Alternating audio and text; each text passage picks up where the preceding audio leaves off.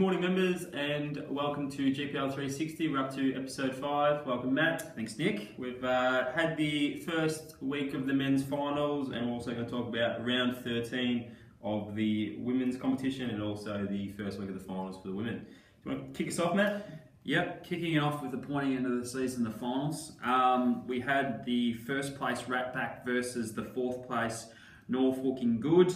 Rat Pack lived up to their top of the ladder status by a 1-point epic victory over Norfolk in Good, with David Britton 37 points. The old stage I was going to say, but the veteran I probably should say. Jimmy Pitt 35 points were the two leaders for the Rat Pack. Brendan Waddy was solid with 34, and Dan Ayera with 33.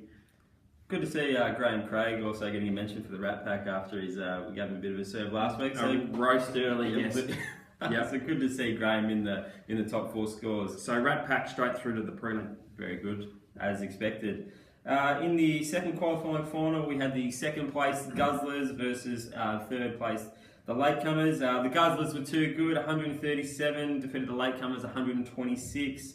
There was a fair bit of banter before this match. Well, Matt? I knew John Nelson had played well when I walked into the main bar because he was like a big cocky, sort of sitting up there at his table. So to see him lead the way with 35 points, he's backed up all his chirping in the first week of the finals. Very consistent from the Guzzlers, all 35. Ed Frost 35, and John Nelson was putting a little bit of pressure on Rick Gold, and good to see Rick's finally put a good score together. Well done, and also Chris Warren on 32. The latecomers, really, besides the captain, club captain John Doggett, the rest of them were all pretty pitiful. You're very pretty confident with 37 from the captain and 33 from Steve Kay, and then the first couple coming in. The fall away, 28 John Evans, 28 Ray Catmull, and they were the third and fourth best scores. I'm not sure what happened to the others. No. Well, looking at the elimination final, the first elimination final, we made a prediction last GPL 360 that the Moondogs, after coming from 9th to 8th, would topple Hard Yakka, and they didn't only topple them, they flogged them. Absolutely, 15-point shellacking. 15 point, 146, 131. Hard Yakka, aka Richmond of the GPL, were the first ones to get knocked out. Paul Williams, 39 points. Ray Kennedy, 38. Rob Jackson, 35. And Kent Robinson. We'll name all 4 players because they all play well for the Moondogs. Michael Barden with 36 for the Hard Yakka. Paul Rosen with 34. And Peter Myers with 31 were the best for Hard Yakka. So the Moondogs Cinderella story is still in it. Moondogs straight through. Yep.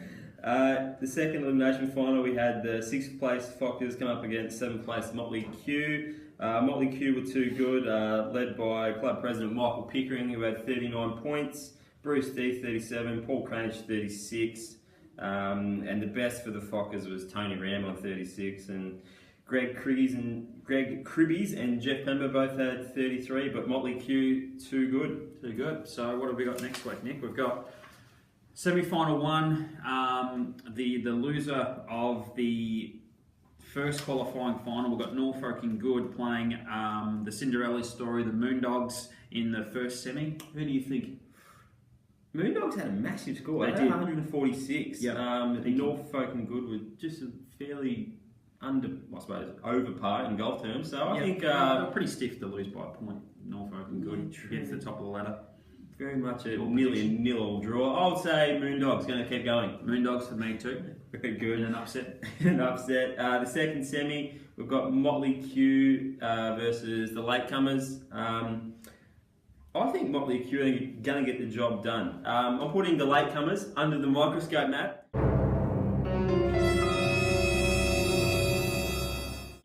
Round 10, they had a 3-point win. Round 11, they had a 1-point win. Round 12, they got over the Gentlemen Golfers, but that's neither here nor there. And round 13, they beat the Polishers, who didn't have a full side. So, besides John Doggett, as we spoke about, the rest of the team went completely missing. So, I think Motley Q will be too good there. I think the latecomers will bounce back. Bounce back and respond? I'm sort of hoping a latecomers versus Guzzlers grand final. Just to get that banter Just to an all-time high. To blowing off the roof. So I think the latecomers can get the job done over Motley Crew this week and move into the other prelim. Okay, very good. Moving on to the women map. Yes. Round 13.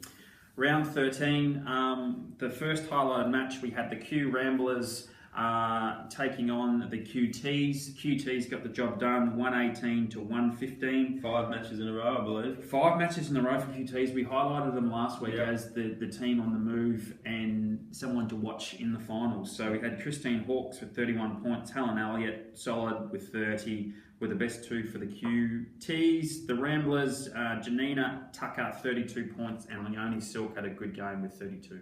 Very good. In the other highlighted match, we had the Early Birds versus the Fairway Fillies. Bit of a low-scoring match. Tuesday was pretty tough conditions. The Early Birds got up by 4 points.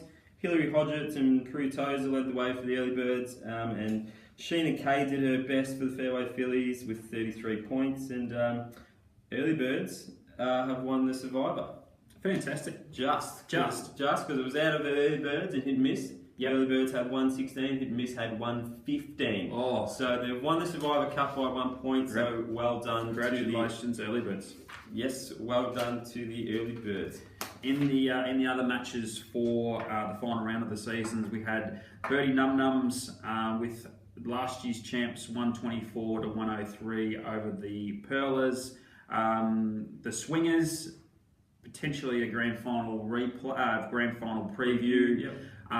Got the job done comfortably over Hit and Miss 127, 115. Silver Foxes and the Derwents had a draw. The Q Birdies 124 over the Iron Ladies 104, and the Go Girls had the bye 112 was their score.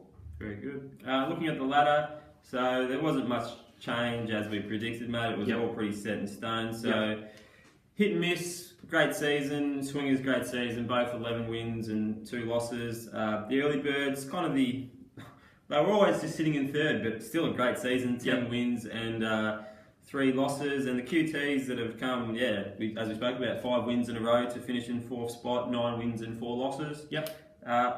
Honourable mention to the Birdie Num Nums, who early on in the year were quite down the bottom, and they finished in 5th place, which is commendable. Given they had a pretty big change from last year's side. And looking down, we finished Q Ramblers, Silver Foxes, the Birdies. The Fairway Fillies finished in 9th place, which is surprising because they were up in the 4. They just fell off late, the Fairway Fillies. Mid-season. The Go Girls have gone up to 10th place, and the Pearlers, the Derwents and the Iron Ladies round out the ladder all on 3 wins. It's all interesting that the last 3 teams all had 3 wins. Yeah, very... Last 4 teams, all had 3 wins. I think a lot of those teams struggled to get full sides, which is obviously a lot of draws. Always next year. Yeah, exactly right. Semi-finals time, what have we got? Hit and Miss versus the QTs. At the start of the season, I put my money on Hit and Miss, and last week I switched to the QTs. So I'm pretty nervous about that. I hope the QTs get the job done, but there's not feeling that confident at all, Matt. It's really a danger game for the top of the side, Hit and Miss. I'm sticking with them. Hit and Miss, I think they've proved that they're the one, top 2 side with the Swingers all year, so I think they'll get the job done and get through the grand final. Okay, well obviously I've laid made my bed, now I've got to lay in it. QT, I'm sticking with the QTs, I reckon they'll be too good. And Matt, the other match? The other match, the Swingers versus the Early Birds. So the Swingers, who have been on top for most of the year and the side to beat for the most of the year, fell off in only really 1 double-headed round. So I think they'll get the job done comfortably over the Early Birds, who have been sitting in 3rd all year. So I think a Swingers Hit and Miss grand final for me. Yeah, I agree, 100%. I think the Early Birds have been 3rd all year, as we said, but I think the Swingers will be too good next week. So thanks, guys, and good luck for the finals campaign. See you next week. Thanks, guys.